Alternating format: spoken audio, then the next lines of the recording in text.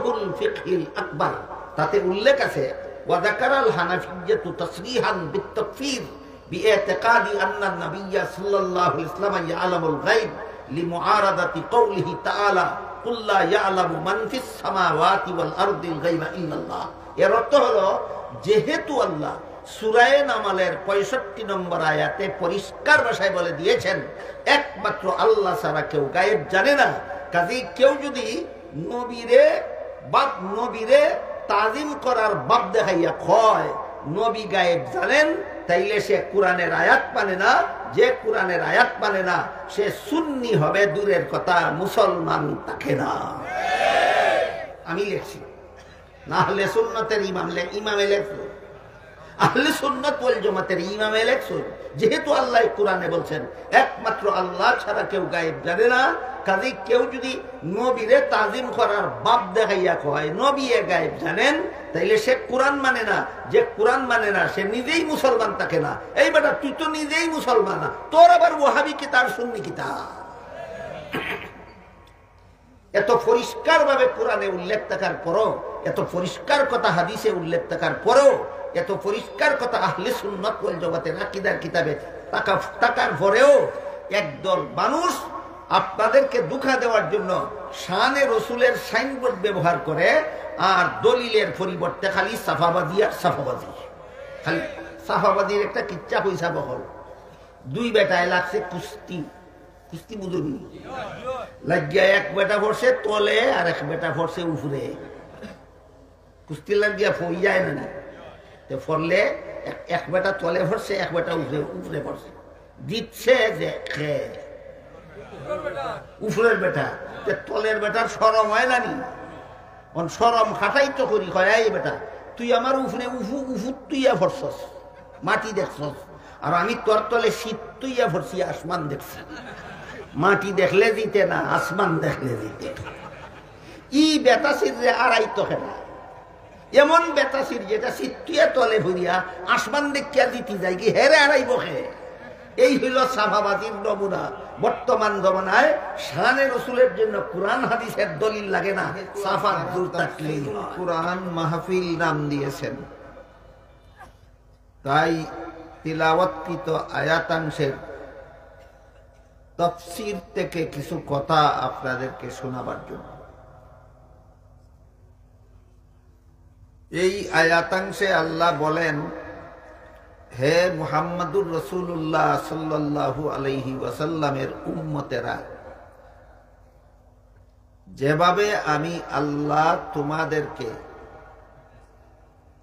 তোমাদের জন্য শ্রেষ্ঠ কিবলা নির্ধারণ করে দিয়েছি, তেমনি ভাবে আমি আল্লাহ তোমাদেরকে শ্রেষ্ঠ উম্মত সাব্যস্ত করেছি, যাতে তোমরা অন্যদের বেলায় সাক্ষী হতে পারো। আর তোমাদের রাসূলকে শ্রেষ্ঠ রাসূল সাব্যস্ত করেছি, যেন তিনি তোমাদের পক্ষে সাক্ষী হতে পারেন। এই হইল আয়াতের অর্থ। কিন্তু কোরআনের বহু আয়াত এমন আছে যেগুলির অর্থ বললেই মর্ম বুঝে আসে না, তখন ওই আয়াতের ব্যাখ্যার দরকার হয়। কোরআনের যে আয়াত ব্যাখ্যার মাধ্যমে বুঝতে হয়, সেই আয়াতের ব্যাখ্যাকেই কোরআনের তাফসীর বলা হয়।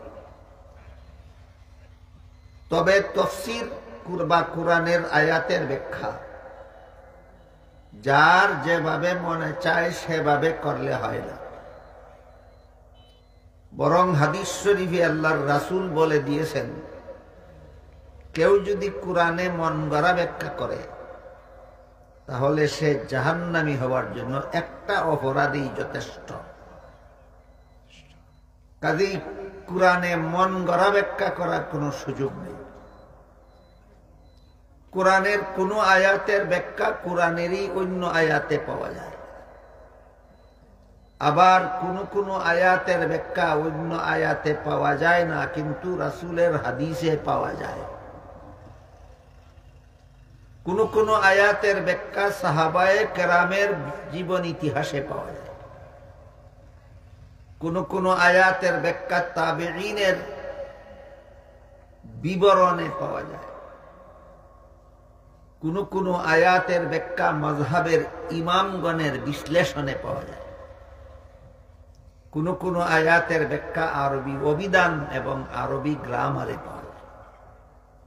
এই হইল কোরআনের সহিহ ব্যাখ্যার ৬ ঠিকানা। এই ৬ ঠিকানার বাইরে কিয়ামত পর্যন্ত যদি কেউ কোরআনের তাফসীর করে, সেটা হবে কোরআনের মন গড়া ব্যাখ্যা। এজন্য আমরা আজকের আলোচ্য আয়াতের তাফসীরটা কোন ঠিকানার থেকে শুনবো সেটাও আপনাদেরকে বলে দিই। কোরআনের সহিহ ব্যাখ্যার প্রথম ঠিকানা স্বয়ং কোরআন, দ্বিতীয় ঠিকানা হলো রাসূলের হাদিস। আপাতত এইটুকু মনে রাখুন যে কোরআনের সহিহ ব্যাখ্যার দ্বিতীয় ঠিকানা রাসূলের হাদিস। আজকে আমরা যে আয়াতের অংশ তিলাওয়াত করেছি, এর ব্যাখ্যা আমরা রাসূলের হাদিস থেকে বোঝার চেষ্টা করব। সহিহ বুখারী শরীফের দ্বিতীয় খণ্ড কিতাবুত তাফসীর বা তাফসীরুল কোরআন অধ্যায় রাসূল করিম সাল্লাল্লাহু আলাইহি ওয়াসাল্লামের বর্ণিত একটি দীর্ঘ হাদিস আছে, যে হাদিসে আল্লাহ রাসূল এই সূরাতুল বাকারার 143 নম্বর আয়াতের ব্যাখ্যা করেছেন এবং ব্যাখ্যা করে বলে দিয়েছেন এই বিবরণটাই হইল এই আয়াতের ব্যাখ্যা। কাজী আমরা সূরাতুল বাকারার 143 নম্বর আয়াতের যে অংশ তিলাওয়াত করেছি, এই অংশের ব্যাখ্যা রাসূলের হাদিসের মধ্যে আছে, যে হাদিসটাই সহিহ বুখারী শরীফে উল্লেখ আছে। আমরা সেখান থেকেই আজকের এই আয়াতের ব্যাখ্যাটা শোনার বোঝার চেষ্টা করব।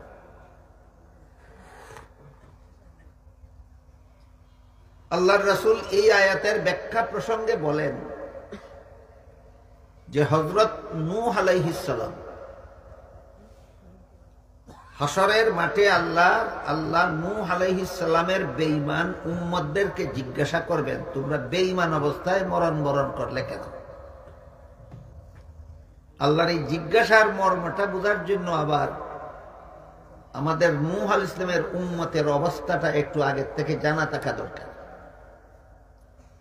হযরত আদম আলাইহিস সালাম দুনিয়াতে আসার ৬০০ বছর পরে শয়তানে অত্যন্ত কৌশলে দুনিয়ার মানুষকে মূর্তি পূজা শিক্ষা দিছিল।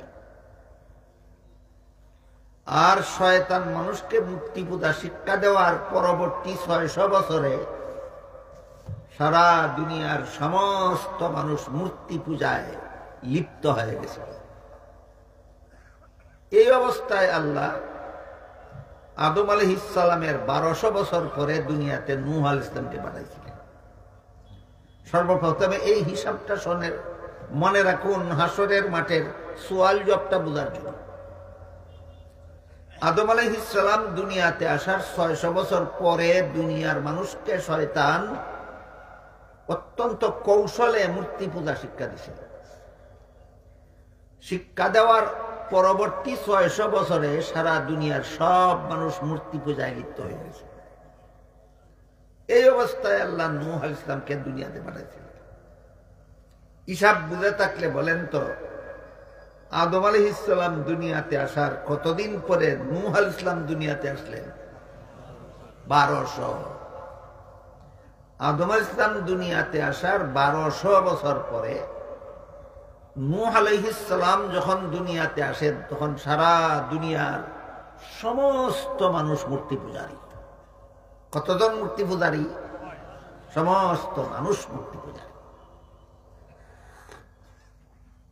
এদের মধ্যে নূহ আলাইহিস সালাম মূর্তি পূজা ছেড়ে এক আল্লাহর ইবাদত করার জন্য দাওয়াত দিলেন আরো ৯৫০ বছর।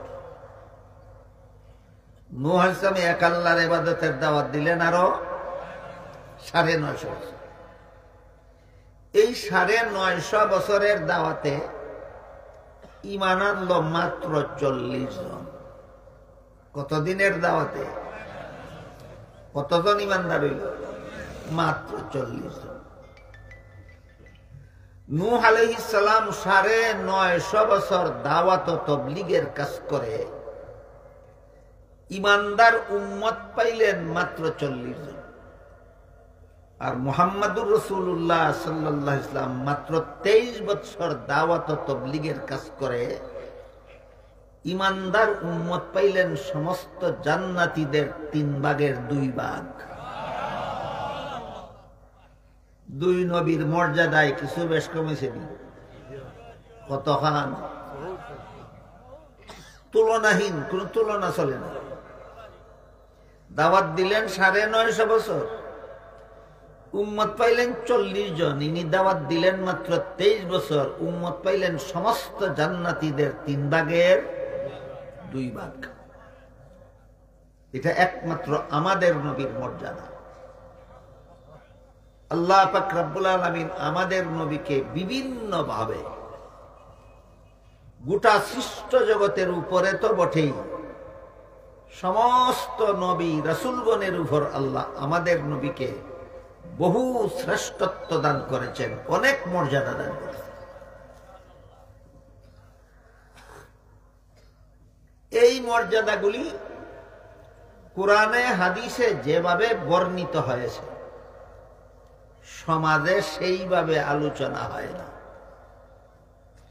আল্লাহ আমাদের নবীকে যত আলাদা মর্যাদা, যত শ্রেষ্ঠ মর্যাদা দান করেছেন, আমাদের নবীর মর্যাদার যত বিবরণ কোরআনে বর্ণিত হয়েছে, হাদিসে বর্ণিত হয়েছে, এইগুলি সহি শুদ্ধভাবে সমাজে বর্ণিত হয় না। না হওয়ার কারণে আমার ধারণা যে আমাদের সমাজের মুসলমান এখনো আমাদের নবীর আলাদা মর্যাদা জানে না।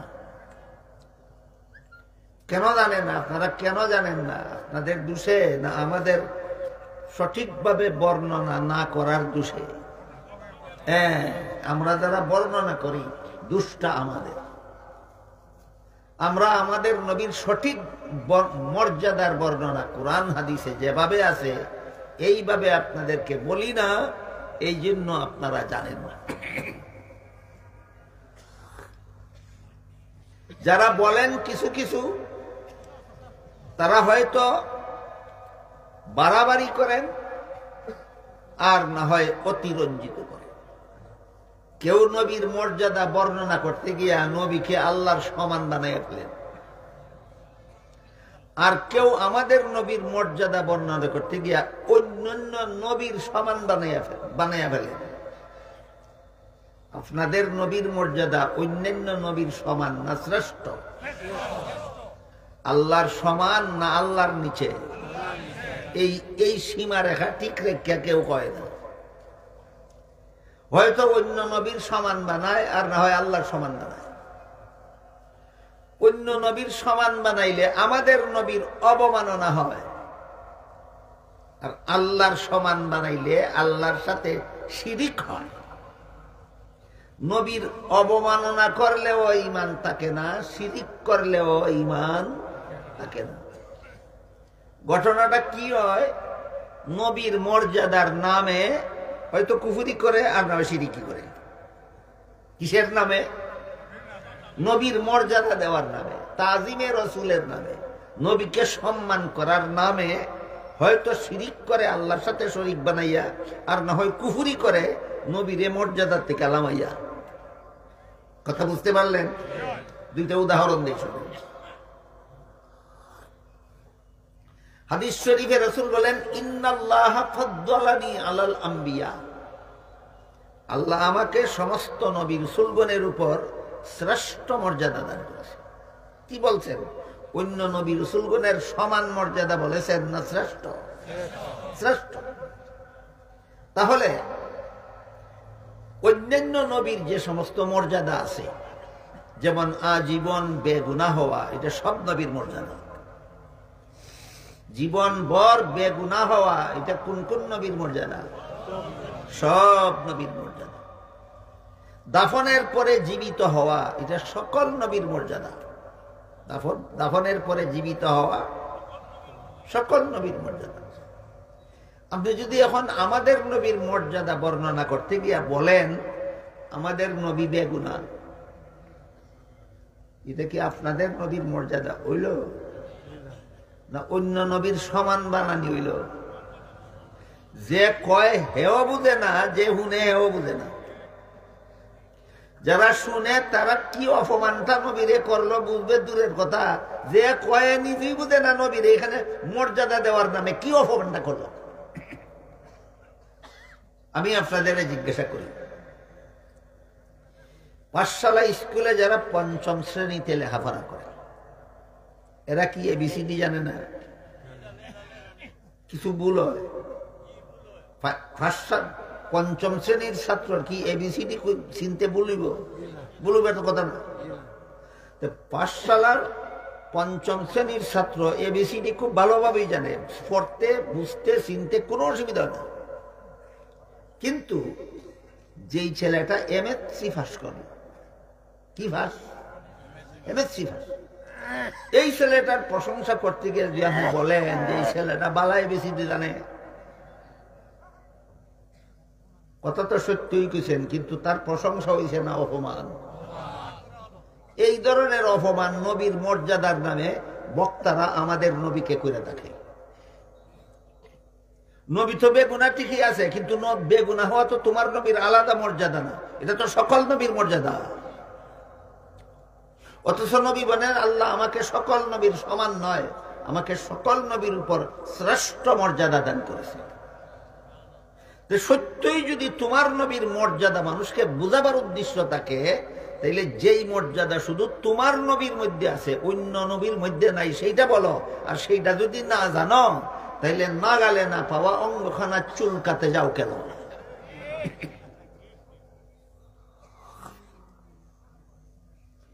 এবার বলেন আমার কথা আপনারা বুঝে থাকলে, আমি যদি বলি আমাদের নবী বড় মর্যাদাশালী, তিনি আজীবন বেগুনা ছিলেন, এটা মর্যাদা হয় না অবমাননা? কেন? এই মর্যাদা তো সকল নবীরই আছে, এটা তোমার নবীর আলাদা মর্যাদা। এই মর্যাদা আদম নবীরও আছে, এই মর্যাদা নূহ নবীরও আছে, এই মর্যাদা ইব্রাহিম নবীরও আছে, এই মর্যাদা মুসা নবীরও আছে, এই মর্যাদা ঈসা নবীরও আছে। সমস্ত নবী আজীবন বেগুনা। যে তোমার নবীরে আজীবন বেগুনা হইয়া প্রশংসা করছো না অন্য নবীর সমান বানাইছো? এই দান্দালিটা নবীর শানের নামে বর্তমান সমাজে চলছে। কিসের নামে? কি শানে রাসালতের নামে, শানে রসুলের নামে রসুলের অবমাননা। কিসের নামে? কি রসুলের মর্যাদার নামে রসুলের অবমাননা। এই ভঙ্গিতে চলছে, এই ভঙ্গিতে। এখানে রসুলের অবমাননা করলো, রসুলকে আল্লাহর সমান বানাইয়া না অন্য নবীর সমান বানাইয়া?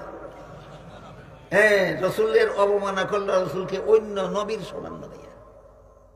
আর কোন সময় রসুলকে অবমাননা করে আল্লাহর শরীকদার বানাইয়া।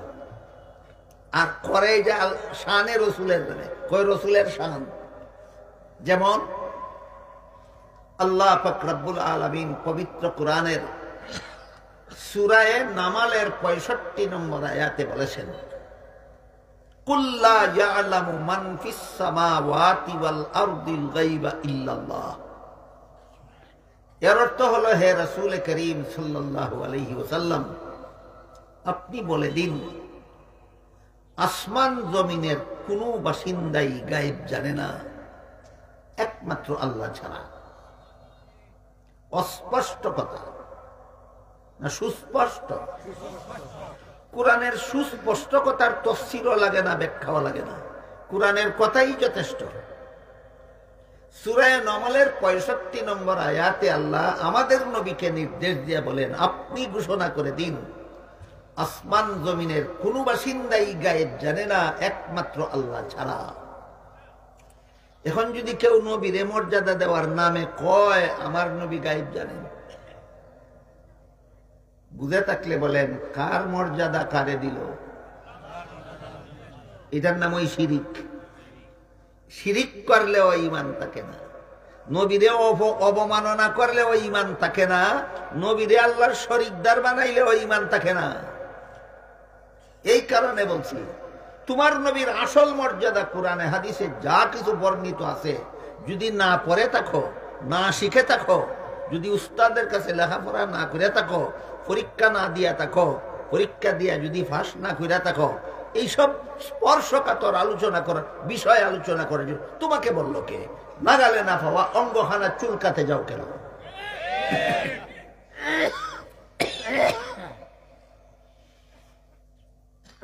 সূরা নামালের 65 নম্বর আয়াতে আল্লাহ সুস্পষ্টভাবে ঘোষণা দিয়েছেন, গায়েব জানা কোন নবী রসুলের কাজ নয়, গায়েব জানা একমাত্র আল্লাহর কাজ। আর আল্লাহ ছাড়া অন্য কারো মধ্যে নাই এমন গুণ নবীর মধ্যে আছে বলার নাম ওই নবীর আল্লাহর শরীক বানানি।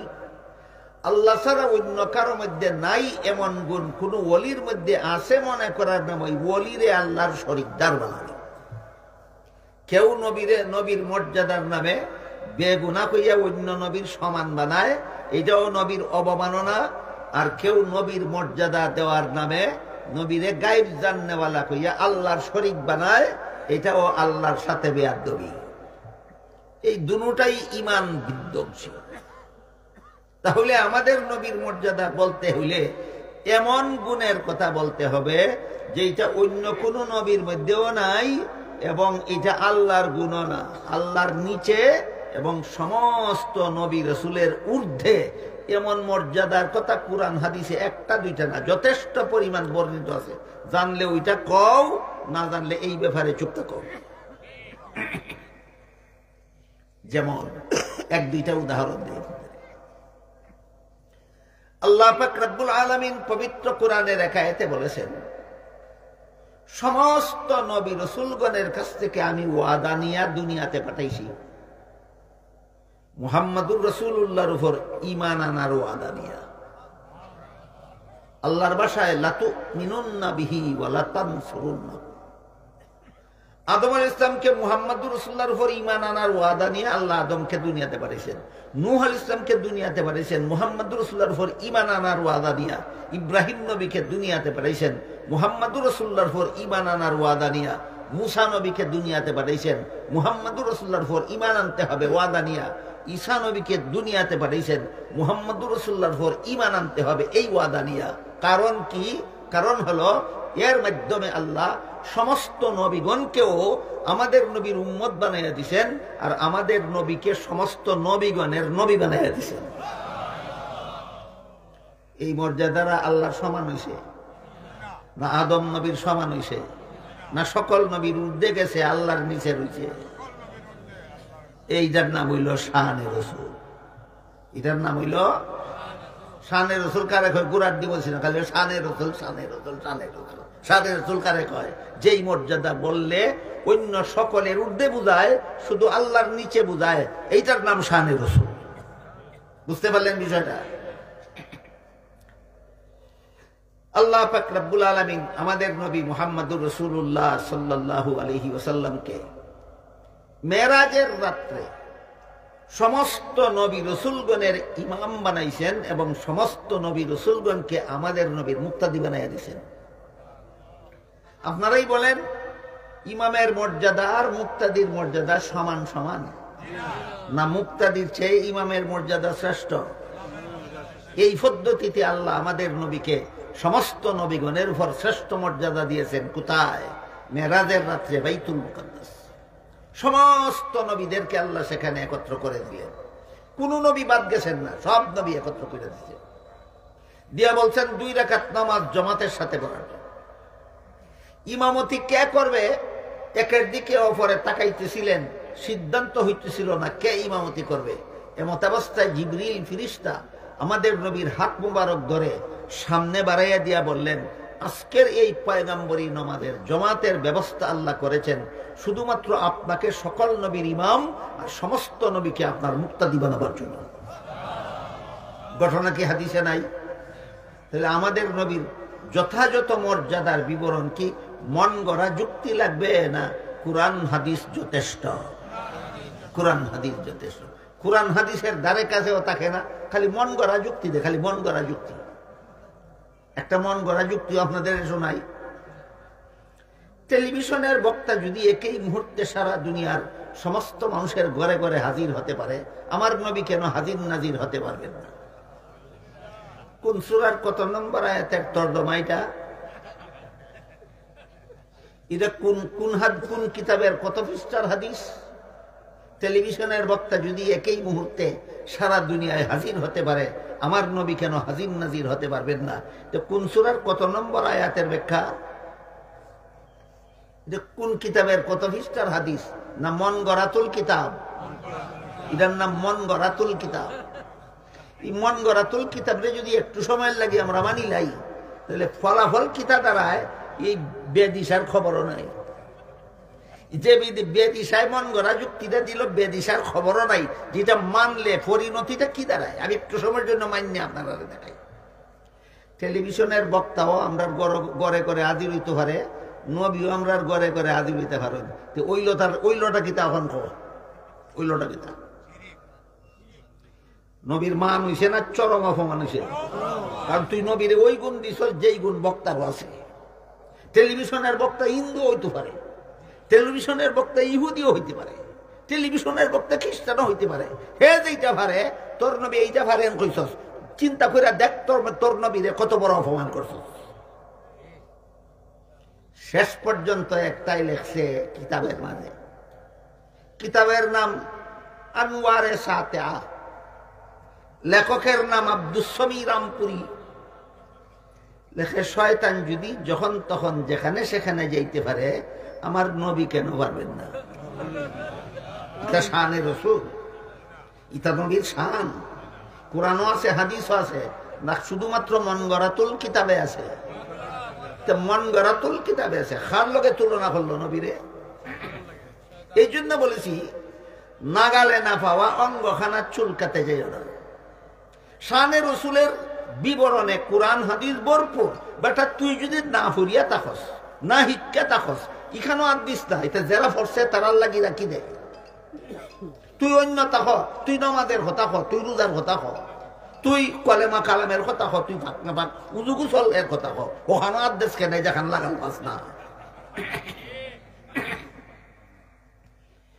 মুহাম্মাদুর রাসূলুল্লাহ সাল্লাল্লাহু আলাইহি ওয়াসাল্লামকে আল্লাহ পাক রব্বুল আলামিন অন্যান্য নবী রাসূলগণের উপর যত শ্রেষ্ঠ মর্যাদা দান করেছেন, এর মধ্যে এক নম্বর হইল সমস্ত নবীগণের নবী বানাইয়া সমস্ত নবীগণকে আমাদের নবীর উম্মত বানাইয়া দিয়েছেন। দুই নম্বর হইল সমস্ত নবীগণের ইমাম বানাইয়া সমস্ত নবীগণকে আমাদের নবীর মুক্তাদি বানাইয়া দিয়েছেন। তিন নম্বর হইল আল্লাহ পাক রব্বুল আলামিন সূরা আহজাবের 40 নম্বর আয়াতে আমাদের নবীকে খাতামুন নবিয়্যিন উপাধি দিয়েছেন।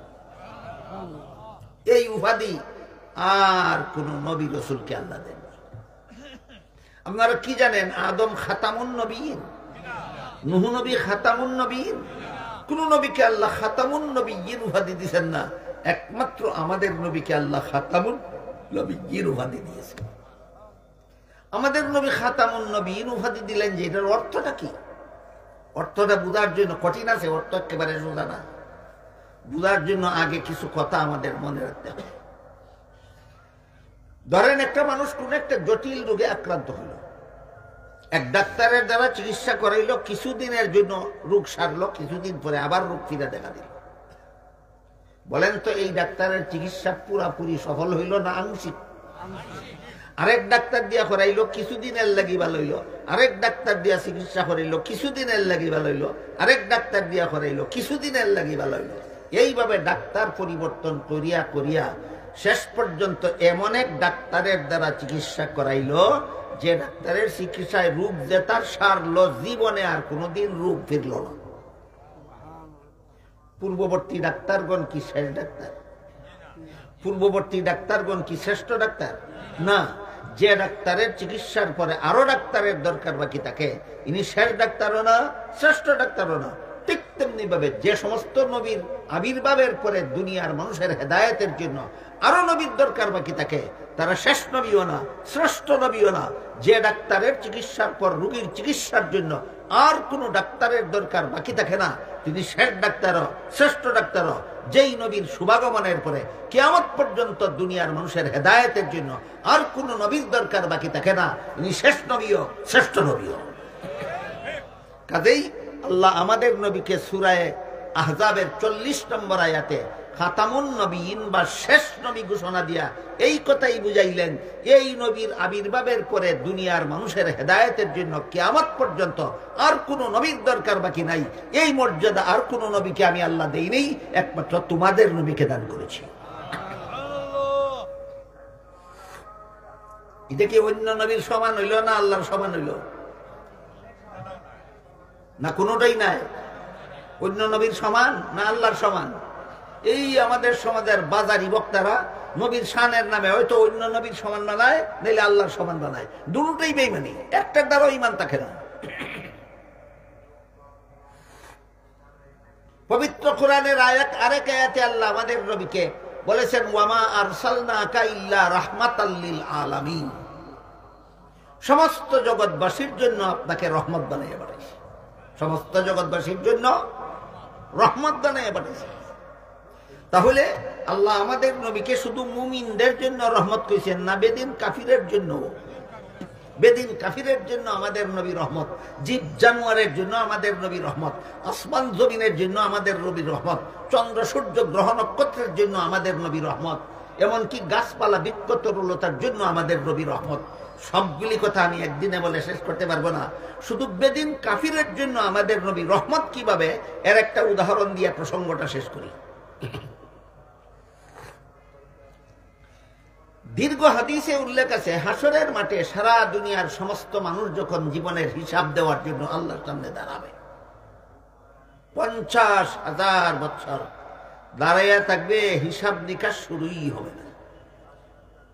হিসাব নিকাশ শুরুই হবে না 50,000 বছর উলঙ্গ অবস্থায় উত্তপ্ত সূর্যের নিচে দাঁড়িয়ে থাকবে। হাসরের মাঠের মানুষ আদম আলাইহিস সালামকে অনুরোধ করবে, যারা জান্নাতে যাওয়ার যাবে, যারা জাহান্নামে যাওয়ার যাবে, হিসাব নিকাশটা সমাধা করে দেওয়ার জন্য আল্লাহর কাছে সুপারিশ করে দিন। আদম বলবেন আমার সাহস নাই। নূহ আলাইহিস সালামকে অনুরোধ করবে, তিনিও বলবেন আমার সাহস নাই।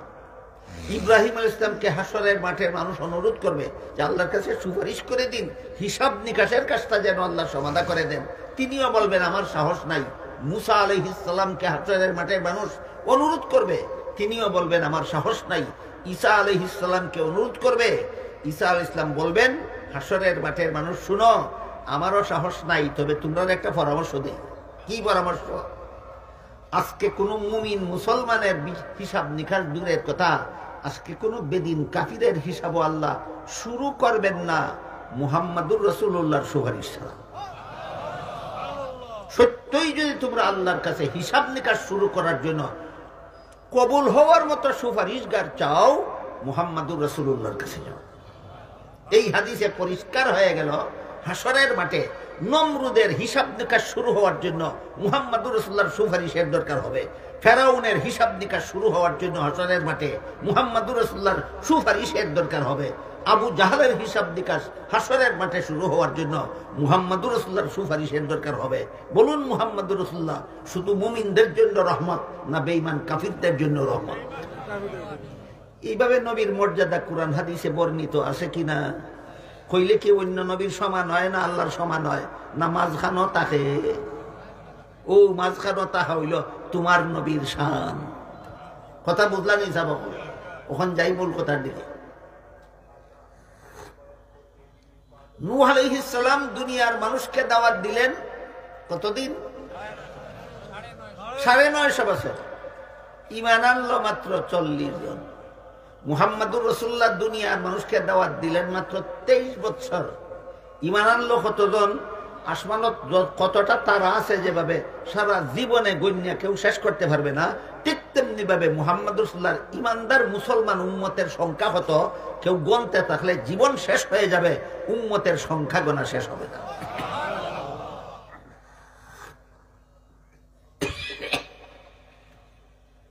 কাজেই এই যে আমাদের নবীর আলাদা মর্যাদা, অন্য নবীর উম্মত থেকে আমাদের নবীর উম্মতের সংখ্যা হবে বেশি। এই জন্য এক হাদিসে রাসূল করিম সাল্লাল্লাহু আলাইহি ওয়াসাল্লাম বলেন, তাযাব্বাজুল বুদুদাল বুলুদা ফাইন্নী মুকাসিরুম বিকুমুল উমামা ইয়াউমাল কিয়ামা আও কামা ক্বাল আলাইহিস সালাতু ওয়াস সালাম। অর্থাৎ হে আমার উম্মতের মুসলমানেরা, তোমরা যে বংশের মেয়েদের গর্ভ থেকে বেশি বেশি সন্তান জন্ম হয় ওই বংশে বিয়া করো, তোমার ঘরে সন্তান বেশি হইলে হাসরের মাঠে আমার উম্মতের সংখ্যা বেশি হইব, এটা হইব সকল নবীর উপর আমার মর্যাদার প্রমাণ।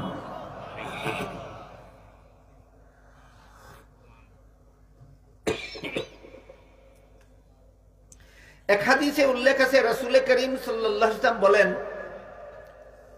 আল্লাহ আমার ৭০,০০০ উম্মতকে বিনা হিসাবে জান্নাতে দিবেন, আমাকে কথা দিয়েছেন। কতজন? ৭০,০০০। নূহ আলাইহিস সালাম সর্বমোট উম্মত পাইছেন কত? আপনাদের নবীর বিনা হিসাবে জান্নাতি কত? ৪০ আর ৭০,০০০ কোনো তুলনা চলে? কথা শুনে হযরত উমর জিজ্ঞেস করেন, ওগো আল্লাহর রাসূল, আল্লাহ নিজের পক্ষ থেকে বলেছেন আপনার ৭০,০০০ উম্মতকে বিনা হিসাবে জান্নাতে দিবেন, এটা তো আপনি চাইয়া আনছেন না, আপনি কেন তখন চাইলেন না যে বিনা হিসাবে আপনার জান্নাতি উম্মতের সংখ্যাটা আরো বাড়াবার জন্য? চাইলে তো আল্লাহ আরো বাড়াইয়া দিতেন। কে প্রশ্ন করলেন? হযরত উমর। রাসূল বলেন, উমর, আমি সাথে সাথেই চাইছি যে আল্লাহ আমার বিনা হিসাবে জান্নাতি উম্মতের সংখ্যাটা আরো বাড়াইয়া দিন। উমর বলেন, চাইয়া কি পাইছেন সেটা বলুন। রাসূল বলেন, আমি চাওয়ার পরে আল্লাহ বললেন যে আমি যে বলছিলাম আপনার ৭০,০০০ উম্মতকে বিনা হিসাবে জান্নাতে দেব, আমার দেওয়া ৭০,০০০-এর প্রত্যেক হাজারের সাথে আপনার সুপারিশের কারণে আরো ৭০,০০০, আরো ৭০,০০০, আরো ৭০,০০০ করে আপনার উম্মতকে আমি বিনা হিসাবে জান্নাতে দেব। অঙ্কটা এখন কিভাবে হবে? আপনাদের নবীর বিনা হিসাবে জান্নাতি উম্মতের সংখ্যা হবে ৭০,০০০ যোগ ৭০,০০০, না ৭০,০০০ পূরণ ৭০,০০০ সমান ৪৯০ কোটি, সমান ৪৯০ কোটি। ১০ কোটি কম ৫০০ কোটি উম্মতকে আল্লাহ আমাদের নবীর বিনা হিসেবে জান্নাতে দিবেন। এই সুপারিশ পরকালে নয়, দুনিয়াতে থাকাকালে আল্লাহ মঞ্জুর করাইয়া দুনিয়ার থেকে বিদায় দিয়েছে। বলেন, এত বিপুল পরিমাণ উম্মতকে বিনা হিসেবে জান্নাতে দেওয়ার সুপারিশ আর কোন নবীর মঞ্জুর হয়েছে না শুধু আমাদের নবীর মঞ্জুর হয়েছে? এই সমস্ত বিবরণ হাদিস কোরআন থেকে পেশ করলে নবীর শান মান মর্যাদায় কিছু কমতি হয়, সাবক না? ঠিক থাকে ইতা না হইয়া মন গড়া যুক্তি দিতাই দাও। কেন মন গড়া যুক্তির নাম তো শরীয়তের দলিল নাই। মন গড়া যুক্তির কোন হিসাব নিকাশ নাই বর্তমান দুনিয়াতে। কত রকমের মন গড়া যুক্তি দেব বক্তা হলতে আবিষ্কার করছেন, হিসাব নিকাশ নাই। একটা যুক্তি আপনারা হুনাই, আমার শ্বশুরকে সম্মান করার জন্য যদি আমি দাঁড়াতে পারি, আমার বাবাকে সম্মান করার জন্য যদি দাঁড়াতে পারি, আমার পীরকে সম্মান করার জন্য যদি দাঁড়াতে পারি, আমার উস্তাদকে সম্মান করার জন্য যদি দাঁড়াতে পারি, নবীকে সম্মান করার জন্য দাঁড়াতে পারবো না কেন? একটু সময়ের জন্য মানলাম বাবা তোর কথা, স্থায়ীভাবে মানলাম কিছু না, একটু সময় লাগে। বাবা তোর কথা একটু সময় লাগি মানলাম। আমার বাপ রেও সম্মান করার লাগি দাঁড়াই, আমার শ্বশুর রেও সম্মান করার লাগি দাঁড়াই, আমার পীর রেও সম্মান করার লাগি দাঁড়াই, আমার উস্তাদ রেও সম্মান করার লাগি দাঁড়াই, খাদি আমার নবী রেও সম্মান করার লাগি দাঁড়াইব। কিতা বানাইছ চিন্তা কইরা দেখ, এই চিন্তা কইরা দেখ, বেদিশার বেদিশা বানাইছটা কিতা? বাপের থেকে বাড়াইছে না বাপের সমান বানাইছে? হৌরের থেকে বাড়াইছে না হৌরের সমান বানাইছে? ফির থেকে বাড়াইছে না ফিরের সমান বানাইছে? উস্তাদের থেকে বাড়াইছে না উস্তাদের সমান বানাইছে? মান নাও বা মানো না, এই সমস্ত দুঃখাবাদী সমাজের নবীর নিরীহ উম্মতের সাথে চলছে শানে রসুলের নাম দিয়া নবীকে অবমাননা করার এই চক্রান্ত সমাজে চলেছে। এবার আমি আপনাদের জিজ্ঞাসা করি, আমার পীর উস্তাদকে সম্মান করার জন্য আমি দাঁড়াই, আপনার মোবাইল বাজে, আমার পীর উস্তাদকে সম্মান করার জন্য আমি আমার কথা বলি, আমি দাঁড়াই ১০০ বার দাঁড়াবো।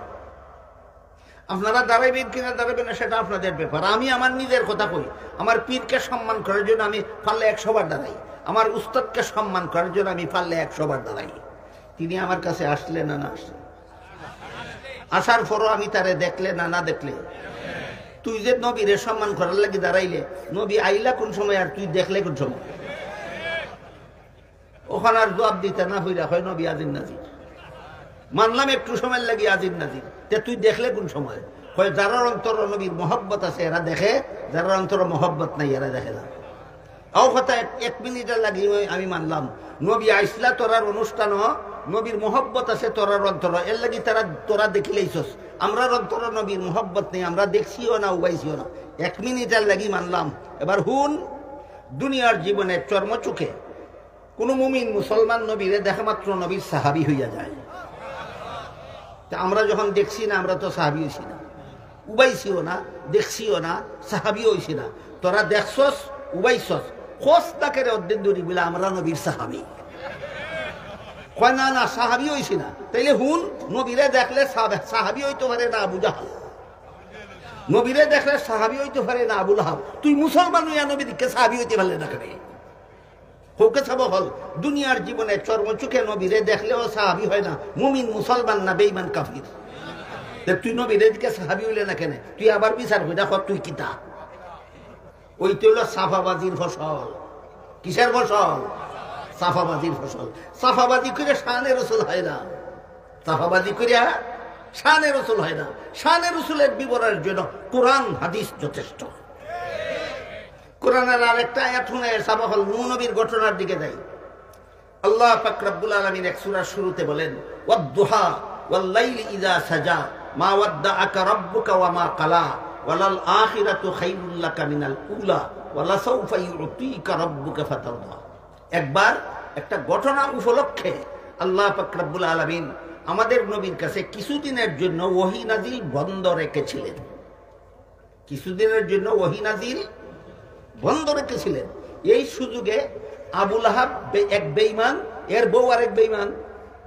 আবুল আহাবের বেঈমান বউ উম্মে জমিল নবীকে বলতে লাগলো, ও নবী, ও মুহাম্মদ। নবী তো কয় না, কয় ও মুহাম্মদ, তোমার সাথে যেমন তোমার আল্লাহর ডিসকানেকশন হইয়া গেল, তোমার আল্লাহর যেমন তোমার সাথে সম্পর্ক ছিন্ন হইয়া গেল, আল্লাহ যখন যেমন তোমার উপরে বেজার, তোমার কাছে যে আল্লাহ আর ওহী টহি পাঠাই না, ব্যাপার কিতা?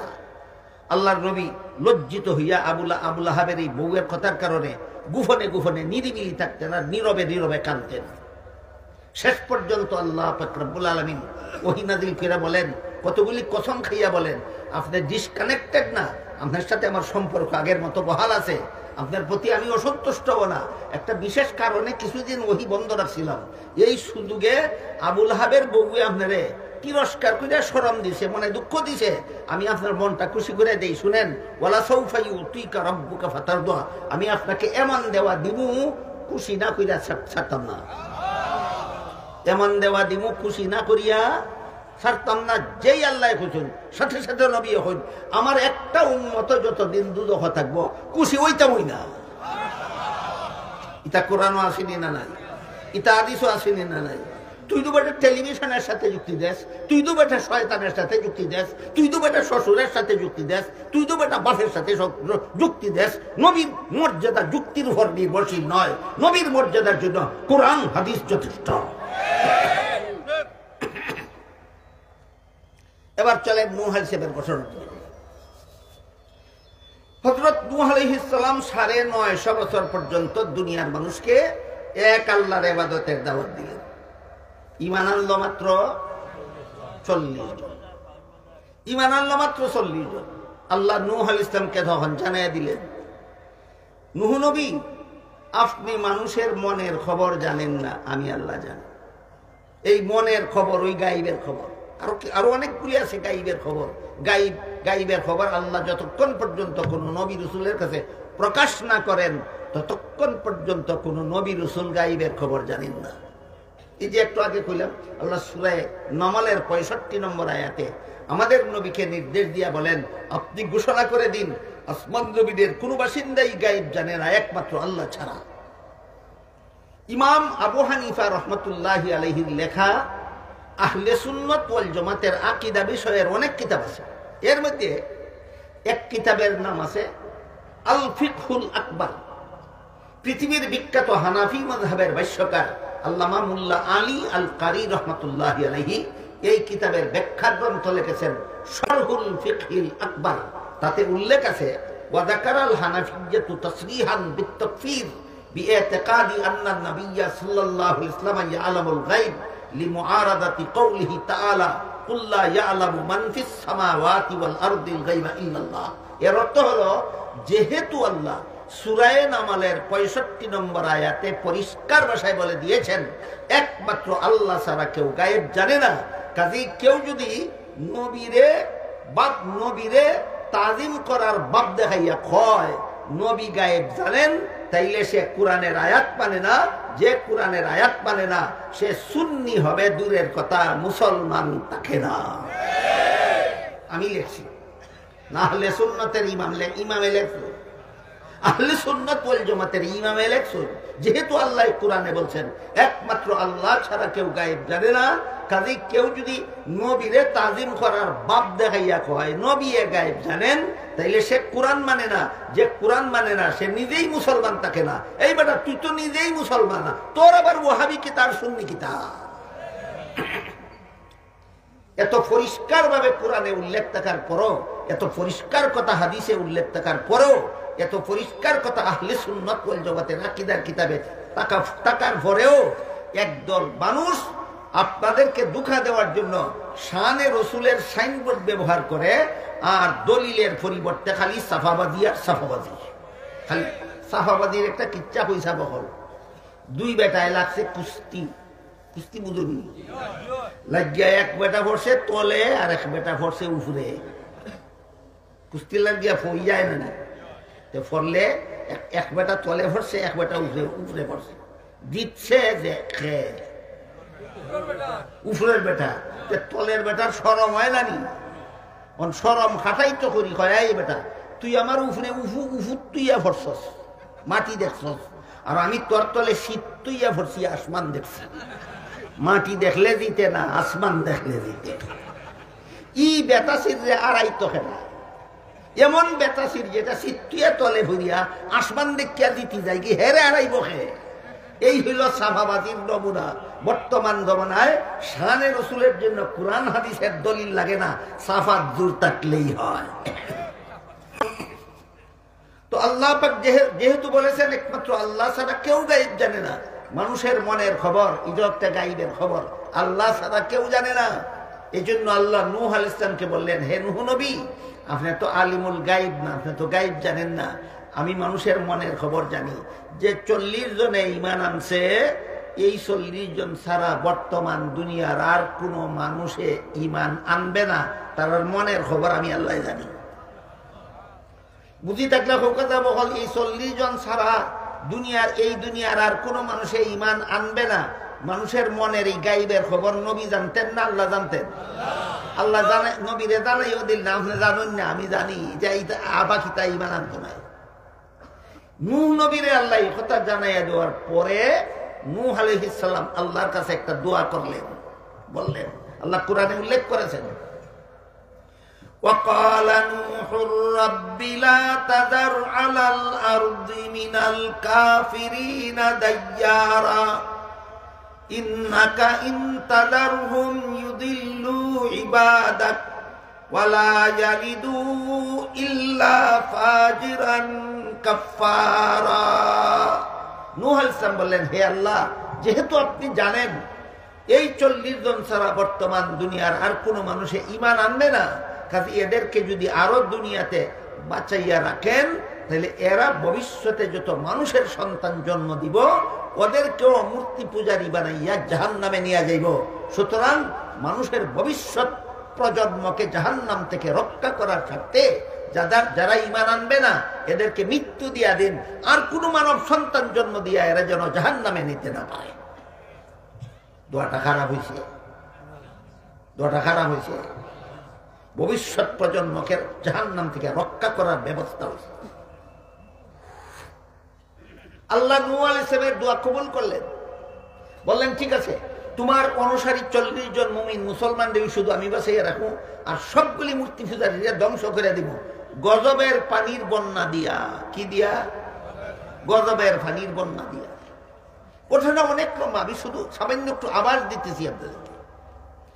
আল্লাহ বলেন, আমি বিশ্বজুড়া বন্যার গজবের পানির বন্যা দিব। এই বন্যায় মানুষ, পশু, বাড়ি ঘর, গাছপালা সবকিছু ধ্বংস হয়ে যাবে, কিন্তু তুমি আর তোমার অনুসারী 40 জন আর যত রকমের জীব জানোয়ার আমি সৃষ্টি করছি সবগুলি মানুষের খেদমতের জন্য সৃষ্টি করছি। এটা আপনারা বিশ্বাস করেন? আল্লাহ যত রকমের জীব জানোয়ার সৃষ্টি করেছেন একটাও অকারণে নয়, সবগুলিকে আল্লাহ মানুষের সেবার জন্য সৃষ্টি করেছেন। এক বেটায় একদিন হয় আল্লাহ বিষাক্ত হাফ বানাইলো, কোন খাবে মানুষের ক্ষতি করতো, খামরাইতো আর মারতো।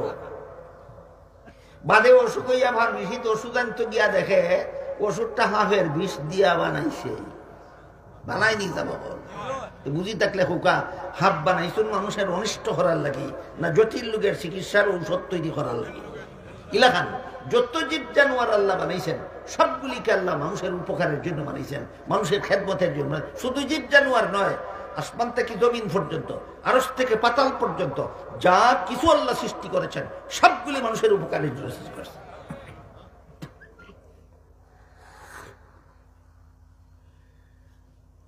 তো আল্লাহ পাক নূহ আলাইহিস সালামকে বললেন সবগুলি জানোয়ার তো মানুষের উপকারের লাগি বানাইছে। ওখানে যদি সব জানোয়ার ধ্বংস হইয়া যায়, ভবিষ্যতে জানোয়ারের প্রজন্ম যদি না থাকে, এইসব উপকারিতা মানুষের ভবিষ্যৎ প্রজন্মে ভাইতো না। সমস্ত গরু যদি ধ্বংস হয়ে যায়, দুইটা গরু যদি না থাকে, ভবিষ্যতে তোমরার আওলাদ হলতে আলগিরস্তি করব কিতা দি।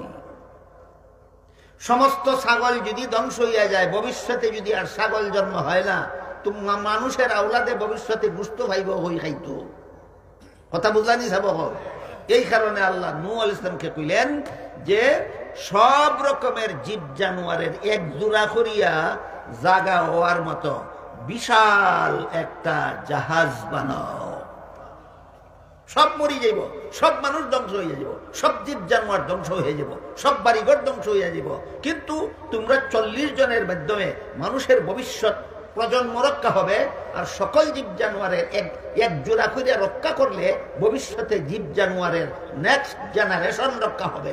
এই স্বার্থে দুইটা জাতির ভবিষ্যৎ প্রজন্ম রক্ষার জন্য, মানব জাতি আর জীব জাতির ভবিষ্যৎ প্রজন্ম রক্ষা করার জন্য সবার প্রত্যেক জানোয়ারের এক জোড়া করিয়া আর তোমার অনুসারী 40 জনরে জাগা হওয়ার মতো একটা বিশাল জাহাজ বানাও। এটা রাখা নূহ নবীর নৌকা।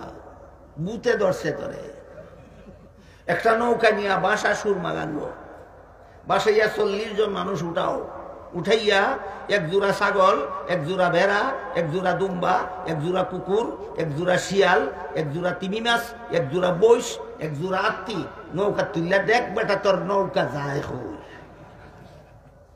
বুঝি থাকলে হৌকা চাব হল। এটা নৌকা আসিল না জাহাজ আসিল? এই আরেক বেদিশা যে জাহাজও চিনে না, নৌকাও চিনে না। আল্লাহ নূহ আলাইহিস সালামকে নৌকা বানাইতে কইছিলেন না জাহাজ বানাইতে কইছিলেন? আর কোনদিন নূহ নবীর নৌকা বলবে না, মিথ্যা কথা। এটা মানুষকে ধোঁকা দেওয়ার একটা হাতিয়ার। নূহ নবীকে আল্লাহ নৌকা বানাবার জন্য বলে। নৌকা যেটা হয় যে 40 জন মানুষ উঠলে আবার 2টা আত্মী উঠবো কোন জায়গাত, 2টা বয়স উঠবো কোন জায়গাত, সব রকমের হাজার হাজার লক্ষ লক্ষ জীব জানোয়ারের 2টা করিয়া 40 জন মানুষ উঠলে নৌকা তার জায়গা থাকে না, নৌকা বাঁচিয়া থাকবো না, ডুববো। কাজে এটা নৌকা ছিল না, যে জাহাজ ছিল। হযরত নূহ আলাইহিস সালামকে আল্লাহ হুকুম দিলেন একটা জাহাজ বানাও। কেমনে কেমনে বানাইবেন জাহাজ, কত বড় বানাইবেন, কিসে কি কাঠ দিয়া বানাইবেন, সবকিছু আল্লাহ বাতাইয়া দিলেন। আল্লাহ বাতাইয়া দিলে বানাইতে কোনো অসুবিধা আছে? আল্লাহর বাতাইয়া দেওয়া পদ্ধতিতে হযরত নূহ আলাইহিস সালাম বিশাল জাহাজ নির্মাণ করলেন।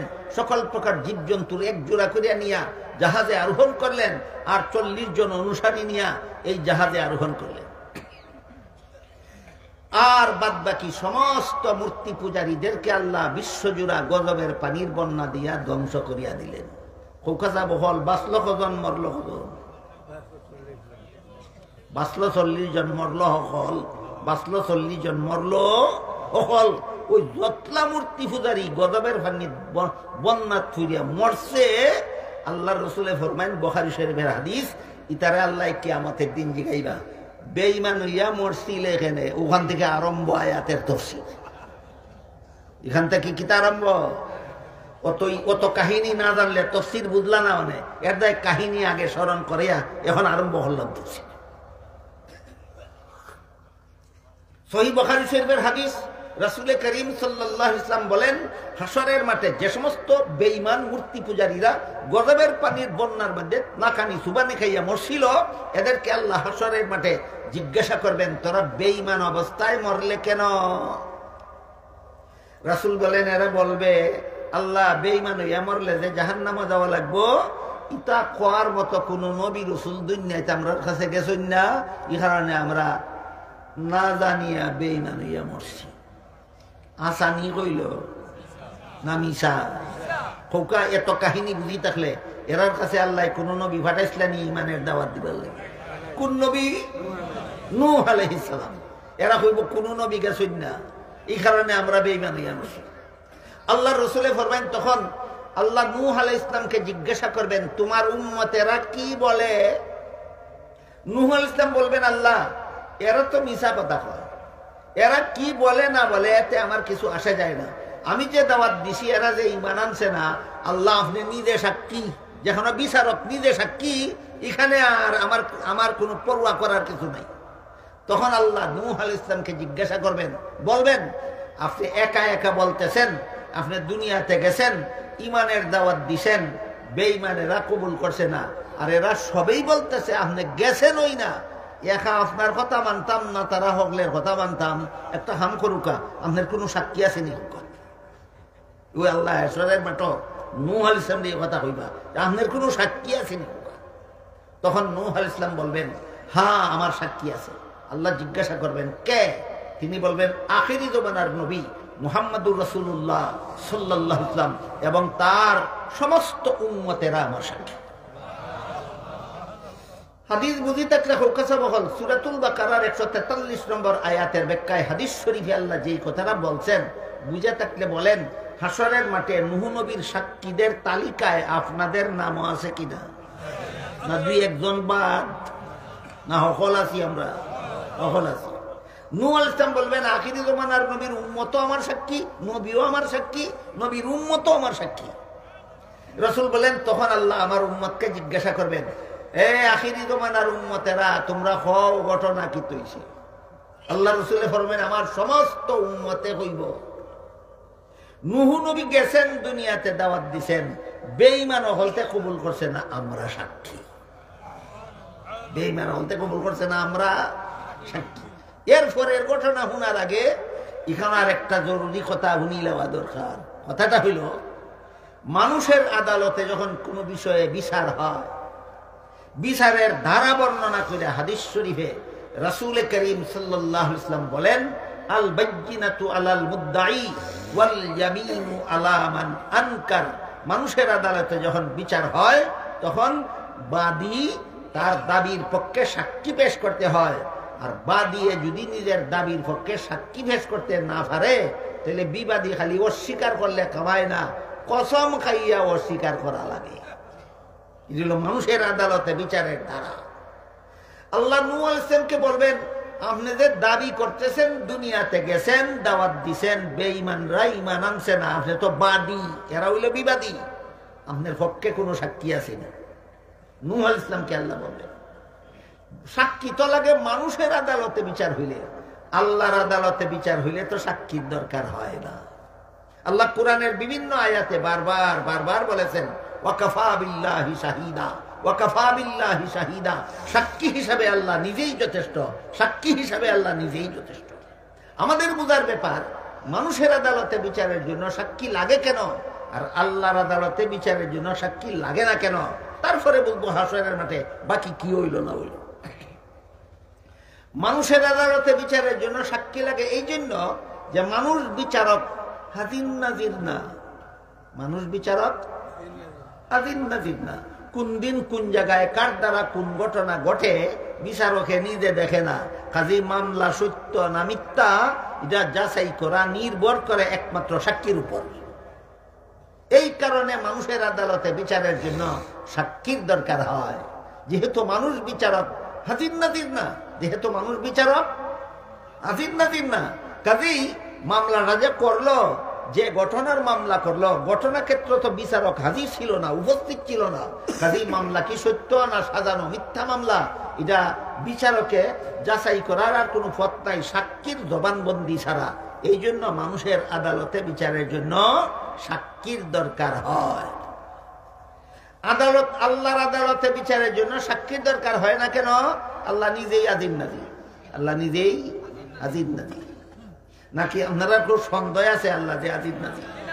আল্লাহ পাক রব্বুল আলামিন বহু আয়াত কোরআনে নাজিল করছেন শুধু এই কথাটা বোঝাইবার জন্য যে আমি আল্লাহ আজিম নাজির, আমি আল্লাহ আজিম নাজির। এমনকি এক আয়াতে পরিষ্কার ভাষায় বলেছেন ওমা কুন্না গায়বিন, আমি কোথাও অনুপস্থিত নই। আমি কোথাও অনুপস্থিত নই।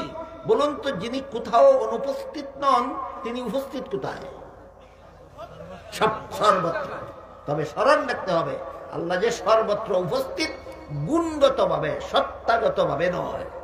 কারণ সমস্ত জগৎ সৃষ্টি করার আগেও আল্লাহ ছিলেন কিনা? আরশ কুরসি লৌহ কলম সৃষ্টি করার আগেও তো আল্লাহ ছিলেন। তখন আল্লাহ তাহার জন্য যেমন কোন জাগার দরকার হইছে না, আরশ কুরসি লৌহ কলম সৃষ্টি করার পরেও আল্লাহ তাহার জন্য কোনো জাগার দরকার হয় না। সত্তাগত ভাবে আল্লাহ কোনো স্থানে থাকেন না, গুণগত ভাবে আল্লাহ সর্বত্র বিরাজমান। আল্লাহ আজিম নাজির সত্তাগত ভাবে না গুণগত ভাবে? হ্যাঁ, গুণগত ভাবে। সত্তাগত ভাবে আল্লাহ বিরাজমান থাকার জন্য কোনো স্থানের দরকার হয় না। হাদিস শরীফে রাসূল করিম সাল্লাল্লাহু আলাইহি ওয়াসাল্লাম বলেন ইন্নাকুম লা তাদউনা আসাম্মা ওয়ালা গায়বা, তোমরা যে আল্লাহর কাছে দোয়া করো তিনি বদিরও না, শুনেন সবকিছুই। ওয়ালা গায়বা, তিনি অনুপস্থিত নন, তিনি সর্বত্র উপস্থিত। কাজেই দোয়া চিৎকার দিয়া করতে হয় না, চুপে চুপে দোয়া করলেও আল্লাহ শুনেন। হাদিসের দ্বারাও প্রমাণ হইল আল্লাহ আজিম নাজির, কোরআনের দ্বারাও প্রমাণ হইল আল্লাহ আজিম নাজির। এখন যদি আপনি নবীরে তাজিম করতে গিয়া বলেন নবী আজিম নাজির, খার হমান বানাইলা আবার হুকা। নবীরে আল্লাহর হমান বানানির কথা তো নবীর শান না, যে আল্লাহর সাথে শরীকদার বানানি। কোরআনের বহু আয়াতে আল্লাহ নবীকে বলে দিয়েছেন আপনি আজিম নাজির না, আপনি আজিম নাজির না, আপনি আজিম নাজির না। দুই একটা আয়াত আপনারা শুনে। এক আয়াতে আল্লাহ বলেন ওয়ামা কুনতা লাদাইহিম ইয আজমাউ আমরাহুম ওয়া হুম ইয়ামকুরুন। ইউসুফ আলাইহিস সালামকে কুয়ায় নিক্ষেপ করার জন্য তার বড় 10 ভাইয়েরা যে সলা পরামর্শ করতেছিল, হে রাসূল করিম সাল্লাল্লাহু আলাইহি ওয়াসাল্লাম, আপনি যদি হাজির নাজির হইতেন ঘটনার ক্ষেত্রে নিজেই থাকতেন, নিজেই জানতেন। যেহেতু আপনি হাজির নাজির না, এই জন্য কোরআন নাজিল করে আপনাকে ঘটনা জানাইয়া দিলাম। অন্য আয়াতে বলেন ওয়ামা কুনতা লাদাইহিম ইয ইউলকুনা আকলামাহুম আইয়ুহুম ইয়াকফুলু মারইয়াম ওয়ামা কুনতা লাদাইহিম ইয ইয়ামকুরু ইয ইয়াহতাসিমুন। হে রাসূল করিম সাল্লাল্লাহু আলাইহি ওয়াসাল্লাম, ঈসা আলাইহিস সালামের মা মরিয়ম যখন জন্মগ্রহণ করেছিলেন, মরিয়মের অভিভাবক সাব্যস্ত করার জন্য এরা একটা লটারি দিয়েছিল। লটারির ঘটনা বর্ণনা করে আল্লাহ বলেন হে মুহাম্মদুর রাসূলুল্লাহ, যদি আপনি হাজির নাজির হতেন, ঘটনা ক্ষেত্রে নিজেই থাকতেন, নিজেই জানতেন, আপনি হাজির নাজির না, এই জন্য আপনাকে কোরআন নাজিল করে আমি ঘটনা জানাইয়া দিলাম। বলেন হাজির নাজির শব্দটা আল্লাহ কোরআনে নবীর বেলায় ব্যবহার করেছেন না নিজের বেলায়? আল্লাহ নিজেকে বলেছেন আমি আদিন নাজির, নবীকে বলেছেন আপনি আদিন নাজির না। এরপর তার সাফাত জোর আছে, এরপরও আর দলিল লাগে না। সাফার জোরেই নবীরে আদিন নাজির বানাই, সে বানাইয়ে ওই সারব। তুমি তোমার সাফার জোরে যা ইচ্ছা তাই করতে পারো, কিন্তু এইটা শিরিকি আকীদা ছাড়া সুন্নি আকীদা হবে না।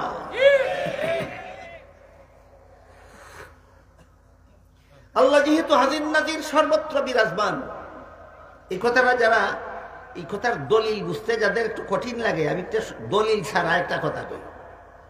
পছন্দ হইলে রাখবেন, নাইলে না রাখবেন, কারণ দলিল ছাড়া কথা আমার যেমন কোয়া না হওয়ার ইচ্ছা আছে, আপনারা গ্রহণ করা না করার ইচ্ছা আছে, কিন্তু কোরআন হাদিসের দলিল আমাদের বলতেই হবে, আপনাদের গ্রহণ করতেই হবে।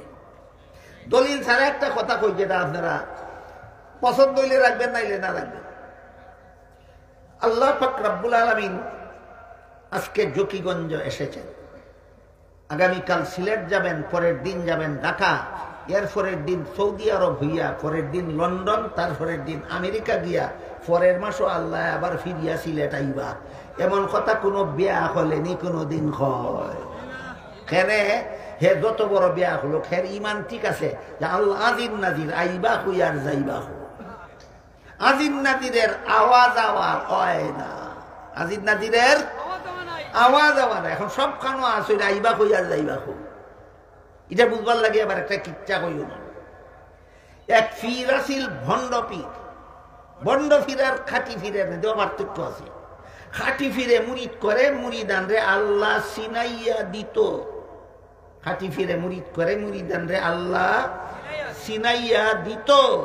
বন্ড ফিরে মুরিদ করে, মুরিদানের ধন সম্পদ সিনাইয়া নিত। একদলে চিনাইয়া দিত আর একদলে সিনাইয়া নিত। এই হলো খাঁটি ফিরার বন্ড ফিরের আলামত। এক বন্ড ফির মুরিদের বাড়িতে গেছে বেড়ানি, মজায় মজায় খানি তিয়ার করে আর ভিড়ে খালি খায়। এটা তার তো আদর্শ, হইটা মুড়িদা খালি দিত আর হে খালি খাইতো। একদিন, 2 দিন, 3 দিন ইচ্ছা মতো খাওয়াইছে, মুড়িদের লাগি গেছে কি বেতিস না, নিজের ফিরে হইতো আর তো পারে না, যাওকা কি আরেকদিন আইবা অনে জিগায় ফিরসাব কিবলা আপনি আর কোনোদিন আমার বাড়িতে আইতা নানি। ফিরে হয় বেটা যে মজার খানি খাওয়াস তোর বাড়িতে না আইলে আর আইতাম কই, হয় আপনি দেখি যাই নই নাতে আইবা কিলা খা। আরে আজকু গেলে আরেকদিন আইতা, যদি যাই নই না চাইবা ফোকাস বহল যে আছে এনি আয় যায় না, যে নাই হে আয় যায়। আল্লাহ সব খানো আসুন আইবা কই আর যাইবা কো। এই কারণে হাজির নাজিরের আসা যাওয়া নাই। আল্লাহ যেমন ভাবে আরশে আছেন, আরশে যান না কোনোদিন। যেমন ভাবে আসমানে আসেন, আসমানে যান না কোনোদিন। যেমন ভাবে জমিনে আছেন, জমিনে আসেন না কোনোদিন। যেমন ভাবে পাতালে আসেন, পাতালে যান না কোনোদিন, আসেন না কোনোদিন। যেহেতু আল্লাহ হাজির নাজির, এই জন্য আল্লাহর কোনো আসা যাওয়া নাই। এবার বলেন, আপনাদের নবী রুহের জগৎ থেকে বাবা আব্দুল্লাহর ঔরসে এসেছিলেন কিনা? আব্দুল্লাহর ঔরস থেকে মা আমেনার গর্ভে গিয়েছিলেন কিনা? মা আমেনার গর্ভ থেকে ভূমিষ্ঠ হয়ে মক্কা নগরীতে এসেছিলেন কিনা? মক্কা শরীফ থেকে হিজরত করে মদিনা শরীফ গিয়েছিলেন কিনা? হিজরতের আগের বছর মেরাজ করার জন্য বাইতুল হারাম থেকে বাইতুল মুকাদ্দাস ছিলেন না গেলেন? ছিলেন না গেলেন? বাইতুল মুকাদ্দাস থেকে প্রথম আসমানে ছিলেন না গেলেন? সেখান থেকে দ্বিতীয় আসমানে ছিলেন না গেলেন? না ব্যাককল ছিলেনও বুঝে না, গেলেনও বুঝে না। তৃতীয় আসমানে ছিলেন না গেলেন? চতুর্থ আসমানে ছিলেন না গেলেন? পঞ্চম আসমানে ছিলেন না গেলেন? ষষ্ঠ আসমানে ছিলেন না গেলেন? সপ্তম আসমানে ছিলেন না গেলেন? জান্নাত জাহান্নাম পরিদর্শনে ছিলেন না গেলেন? আল্লাহর মুলাকাতে ছিলেন না গেলেন? গিয়া আবার ফিরে এলেন, রইলেন না, আবার ফিরে এলেন। এই ব্যাককল আজির নাজির গেলেন কেমনে, এলেন কেমনে হইয়া যা। তারপরে নবী দুনিয়ার থেকে বিদায় হয়ে একদিন রওজা শরীফের ভিতরে ছিলেন না গেলেন? কিয়ামতের দিন রওজা শরীফের ভিতরে থাকবেন না বের হয়ে হাসরের মাঠে আসবেন? হাসরের মাঠ থেকে উম্মতকে নিয়ে পুলসিরাত পার হয়ে জান্নাতে আসেন না যাবেন? এই ব্যাককল আদিন নাদির আইন খেমনে আর জাইন খেমনে হইয়া যা। কথা বুঝলানি সাবহল? বুঝি থাকলে হুকা। আজির নাজিরের আসা যাওয়া নাই, আর আসা যাওয়া যান আছে, এই আজির নাজির নাই। কথা পরিষ্কার হয়েছে? এবার আসেন মূল কথার দিকে যাই। আল্লাহর দরবারে বিচারের জন্য সাক্ষী লাগে না কেন? আল্লাহ আজির নাজির। কোন দিন কোন জায়গায় কার দ্বারা কোন ঘটনা ঘটে আল্লাহ নিজেই দেখে। এই কারণে আল্লাহর দরবারে বিচারের জন্য সাক্ষীর দরকার হয় না। কোন মানুষ বিচারক যেহেতু হাজির নাজির না, এই কারণে মানুষ বিচারকের আদালতে বিচারের জন্য সাক্ষীর দরকার হয়। কিন্তু সহিহ বুখারী শরীফের হাদিস, মুহাম্মদুর রাসূলুল্লাহ সাল্লাল্লাহু আলাইহি ওয়াসাল্লাম বলেন যে হাসরের মাঠে আল্লাহ নূহ আলাইহিস সালামকে বলবেন, আপনার পক্ষে কোনো সাক্ষী আসেনি। অতহান কিতা শুনছিলাম আল্লাহর বিচারও সাক্ষী লাগে না, ওখান দিয়ে দেখি আল্লাহ সাক্ষী তুকাইবা। ফাইলানি সাবকল কথা কেন সাক্ষী তুকাইবা? এখানে মুফাসসিরিনে কেরাম লিখেছেন যে আল্লাহ নূহ আলাইহিস সালামের কাছে সাক্ষী তালাশ করবেন ঘটনার সত্য মিথ্যা যাচাই করার জন্য নয়। আল্লাহ আলিমুল গাইব, আল্লাহ জানেন সাক্ষীটা পেশ করা মাত্রই বেঈমানেরা হাসরের মাঠে একটা জেরা বাঁধাইয়া দিবে। এই জেরা যেখানে গিয়া নিষ্পত্তি হবে সেখানে গিয়েই প্রমাণ হয়ে যাবে তোমরা শ্রেষ্ঠ নবীর শ্রেষ্ঠ উম্মত। এই কথাটা হাসরের মাঠে সমস্ত জগৎবাসীর সামনে প্রকাশ করার জন্য আল্লাহ সাক্ষী তলব করবেন, ঘটনা যাচাই করার জন্য নয়। তাই নূহ আলাইহিস সালামের কাছে আল্লাহ জিজ্ঞাসা করবেন আপনার কোনো সাক্ষী আছেনি? তিনি বলবেন সাক্ষী আছে। আল্লাহ জিজ্ঞাসা করবেন কে কে? নূহ নবী বলবেন আখিরি জমানার নবী মুহাম্মদুর রাসূলুল্লাহ সাল্লাল্লাহু আলাইহি ওয়াসাল্লাম এবং তার সমস্ত উম্মতেরা আমার সাক্ষী। তখন আল্লাহ আপনাদের জিজ্ঞাসা করবেন তোমরা কি জানো? রাসূল বলেন আমার সমস্ত উম্মতেরা বলবে আমরা জানি। নূহ নবী দুনিয়াতে গেছেন, ঈমানের দাওয়াত দিয়েছেন, বেঈমানেরা কবুল করছে না। তখন বেঈমান ওই মূর্তি পূজারী জাতায় গদবের পানির বন্যার মধ্যে রাখানি সুবানি খাইয়া মরছিল। এরা কইব আল্লাহ সবগুলি সাক্ষীর বিরুদ্ধে আমাদের যুক্তিসঙ্গত অনাস্থা আছে। আপনারা যখন সাক্ষী দিলাই বা নূহ নবীর পক্ষে, বেঈমান হলতে কইব হলতার বিরুদ্ধে আমরা অনাস্থা আছে এবং অনাস্থা খুব শক্তিশালী যুক্তি সম্পন্ন অনাস্থা। আল্লাহ জিগাইবা কিতা অনাস্থা? এরা কইব আমরা জিবলা দুনিয়াত ছিলাম, এরা একজনও আসেন না। আপনারা আসলানি সাবাক ওই একজন আছেন, দেখো একজন আসেন না। এরা ঘটনার কাছে আসিলই না। নবী গেলা কিনা গেলা না, দাওয়াত দিলা কিনা দিলা না, আমরা কবুল করলাম কিনা করলাম না, ইটা তো এরা জানে না বেটার সাক্ষী মানি না। খুব দুর্বল দুর্বল জেরানি বানাই দিল, এটা শক্তিশালী, খুব শক্তিশালী যারা বানাই দিবে। বুখারী শরীফের হাদিস, আল্লাহর রাসূল সাল্লাল্লাহু আলাইহি ওয়াসাল্লাম বলেন যখন এরা আমার উম্মতের বিরুদ্ধে অনাস্থা দিয়া দিবে যে এই অনুপস্থিত লোকের সাক্ষী আমরা মানি না, তখন আল্লাহ আমার উম্মতকে জিজ্ঞাসা করবেন তোমরা তো ওই সময় দুনিয়াতে ছিলে না, কাজী নূহ নবী দুনিয়াতে গেলেন কিনা, ঈমানের দাওয়াত দিলেন কিনা, এরা কবুল করলো কিনা, এটা তো তোমরা দেখছো না, না দীক্ষা কেমনে সাক্ষী দিলাই? আল্লাহ রসুল বলেন তখন আমার উম্মত হলতে হইবা আল্লাহ আমরা দেখা সাক্ষী দিতাছি না, আমরার নবীর কাছে হিক্কা সাক্ষী দিতাছি। খাজো ওই টাইম খেনে আমরা এইটা হিকাইলা জেরা করলে আমরার লগে নাই, নবীর লগে করিলাম। হই গেল এখন জেরা হই গেল কার দায়িত্বে? নবীর দায়িত্বে।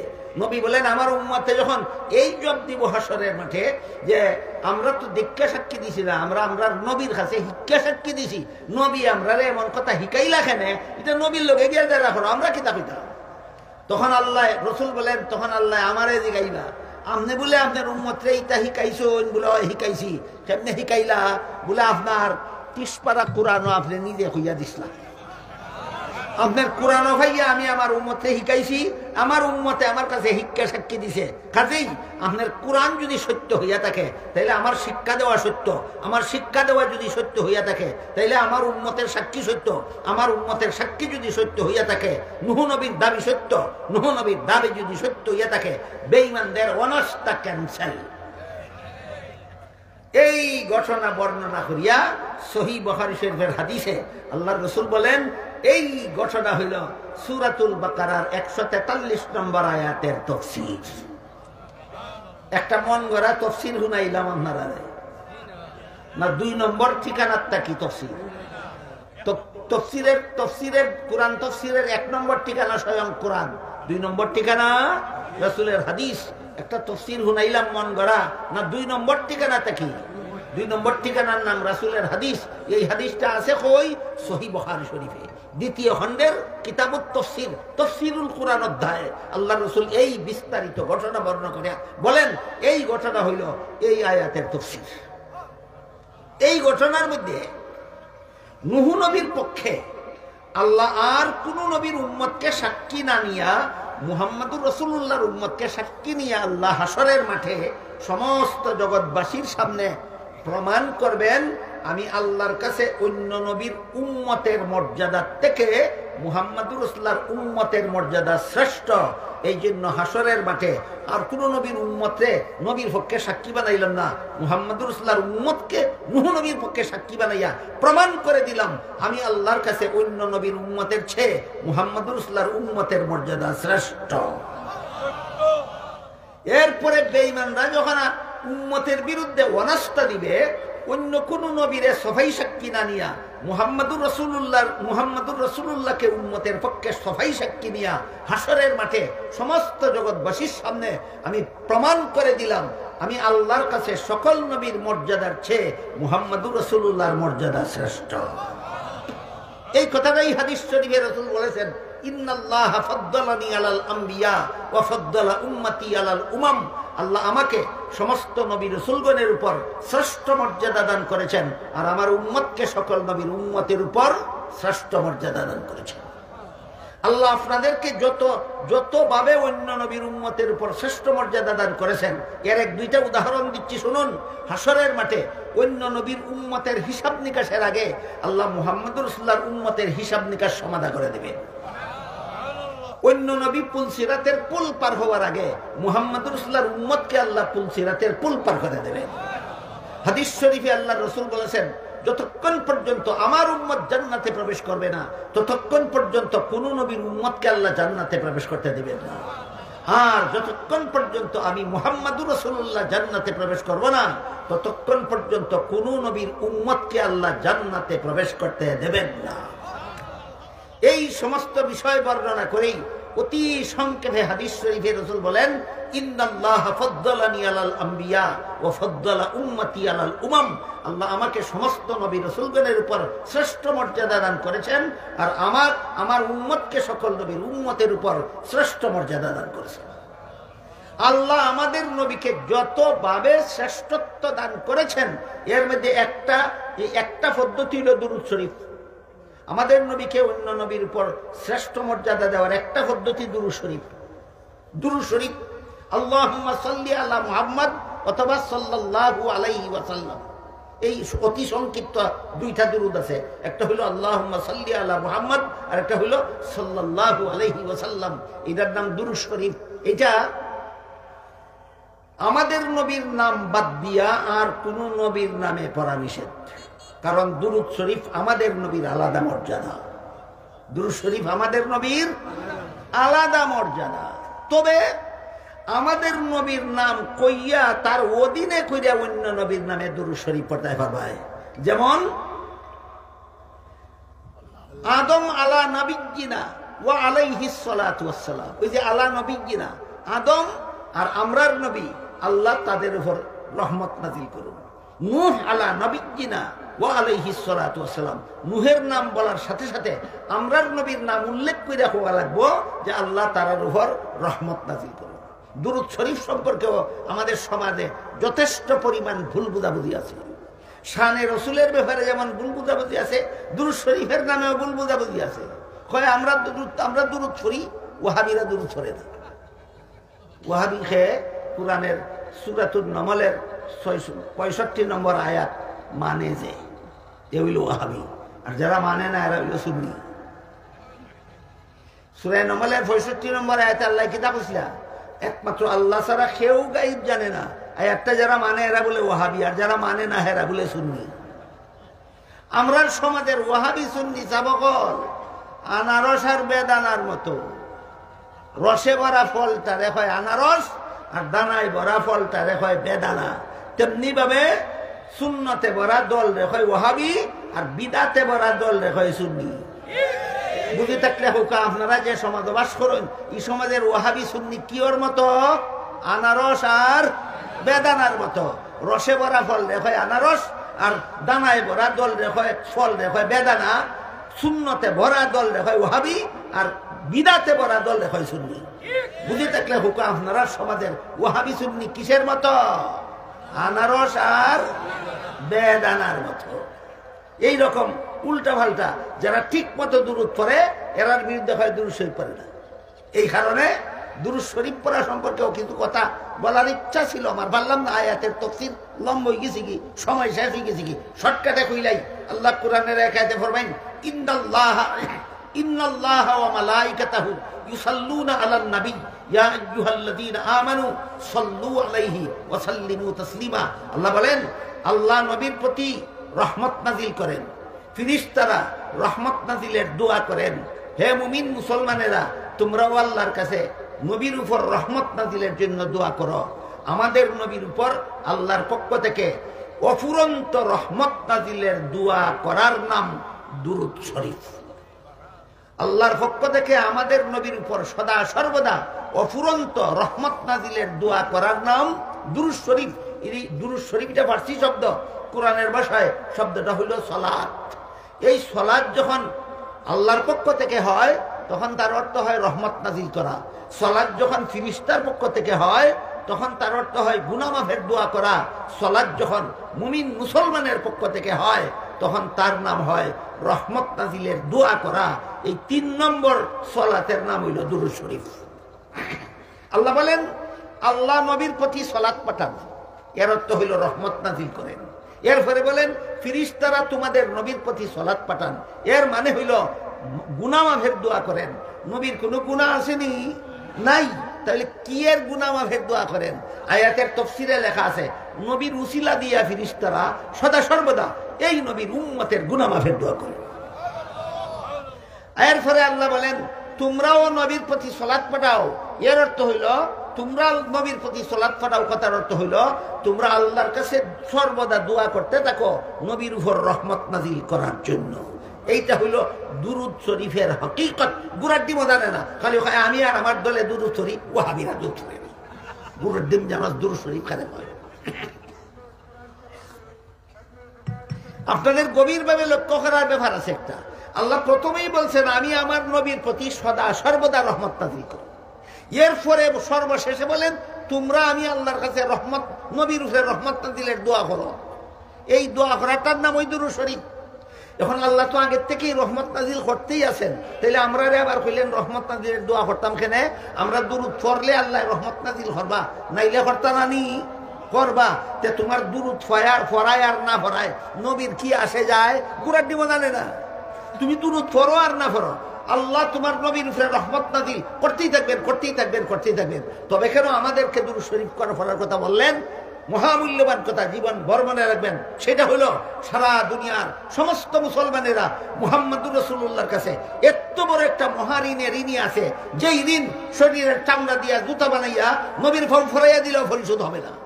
সেই দিনটা হলো নবীর কলেমা বিশ্বাস করিয়া তুমি চিরস্থায়ী জাহান্নাম থেকে বাঁচিত। নবীর কলেমা বিশ্বাস করিয়া তুমি চিরস্থায়ী জাহান্নামী হওয়ার থেকে বাঁচিত। এই দিন নবীর পরিশোধ করতে পারতায় না। আমি হুকুম দিছি দুরূদ শরীফ পড়তে, এখানে সারা জীবন ভর দুরূদ শরীফ পড়তে থাকলে তোমার দুরূদ শরীফের উসিলায় আমি তোমার নবীর দিন থেকে মুক্ত করে দিব। এই হইল দুরূদ শরীফ পড়ার হকিকত।